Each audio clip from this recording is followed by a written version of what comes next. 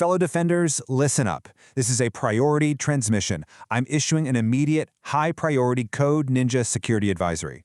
Today, we're breaking down the catastrophic Operation Aurora 0-day, formerly tracked as CVE 2010-0249. Look, if you manage enterprise networks, you absolutely need to pay close attention to this explainer.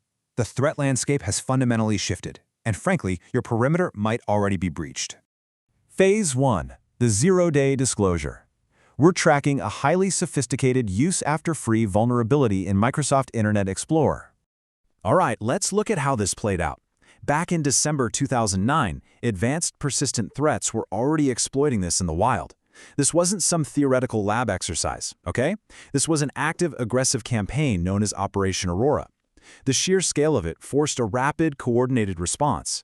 We saw the initial advisory hit on January 14, 2010. The official CVE published the very next day, and finally, an emergency patch dropped on January 21st. So our objective right now is crystal clear. I'm delivering actionable intelligence so you can lock down your environments immediately and to force the implementation of a permanent fix across your infrastructure. Remember, we don't just observe threats here, we neutralize them. Phase 2, Security Communications Check. Before we tear into the actual exploit mechanics, we need to establish our secure communication link. I need all defenders to execute this protocol right now. Step 1. Subscribe to @cybertech79 and enable those notifications. Consider this a strict security necessity for real-time intelligence. Step 2. Hit the like button. That serves as your formal AK, your acknowledgement that you've received this intel. And Step 3. Prepare to report your status.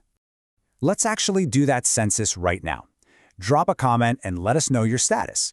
This helps us gauge the true blast radius. Are your systems currently patched, or are you sitting there vulnerable?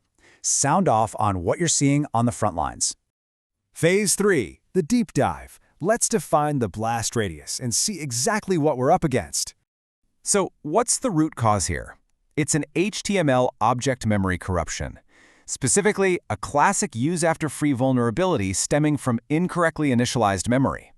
In plain English, the browser improperly handles objects in memory, which lets an attacker access a pointer associated with an object that's already been deleted. It's a memory management nightmare. And the impact? It's the worst-case scenario. By exploiting this memory condition, an attacker achieves full remote code execution, or RCE. And the truly terrifying part is that this requires zero actual interaction from the user beyond just viewing a malicious HTML object. The second that object renders, boom, the attacker owns the system. This is exactly why Operation Aurora was so devastating. The blast radius is just massive. We're talking about ubiquitous enterprise software. This critically impacts Internet Explorer versions 6, 7, and 8. And look at the OS spread. It stretches from legacy systems like Windows 2000 SP4 and XP all the way up through Vista, Server 2008, and Windows 7. Basically, if you had a Windows machine in your fleet during this era, you were squarely in the crosshairs.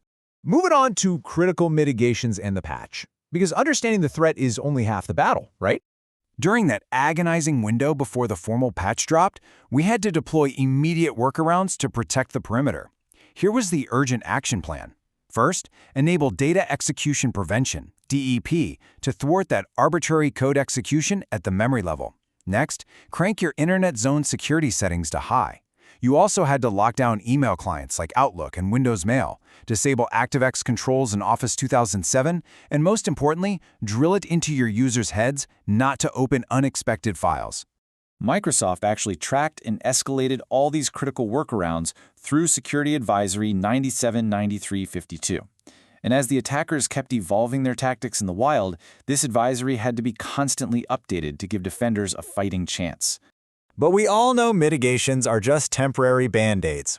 The coordinated pressure from the security community finally resulted in a permanent fix. System administrators absolutely must deploy Security Bulletin MS10-002. You have to locate those download links, push the update, and slam this exploitation window shut permanently. Phase 4. Disclosure, ethics, and sign-off. Look, transparency and cross-collaboration are the bedrock of white hat research. The whole reason we execute coordinated vulnerability disclosure is because you, the boots on the ground, need to know the facts.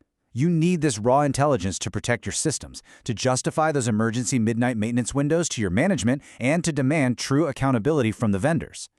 If you're running post-incident forensic analysis, make sure you review these cross-reference identifiers. Tools like ExploitDB, SecurityFocus, USCert, and OSVDB are absolutely vital for us to collaborate and really understand the deep mechanics of these memory corruption bugs. All right, that wraps this advisory. Your immediate directive: verify the deployment of MS10-002 across your entire fleet before the next wave hits. But I want to leave you with this. If an exploit of this massive magnitude slipped past enterprise perimeters so easily, what else is currently lurking unseen in your memory space right now? Acknowledge the patch, lock down your perimeter, and stay secure.